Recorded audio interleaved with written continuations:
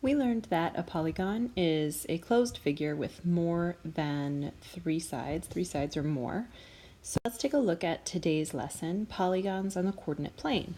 You'll remember from way back in the beginning of the year, we worked with a coordinate plane, and when we plot numbers on a coordinate plane, we use ordered pairs, or numbers that are paired together in a specific order.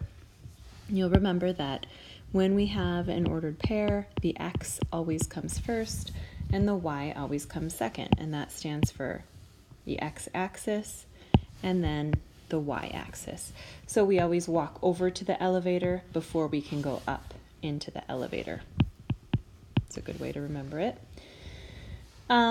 So let's take a look at today's problem. A landscaping plan is sketched on a coordinate plane.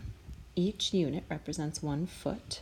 The grassy area of the plan is shaped like a pentagon with vertices for 1, 1, 1, -1, -1, 1, -5, and 3, -4.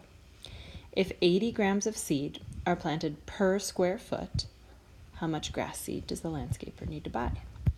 So, figure out what you need to do with these.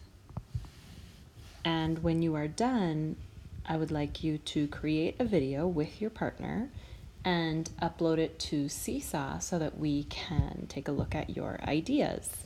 Your video should not be longer than about a minute.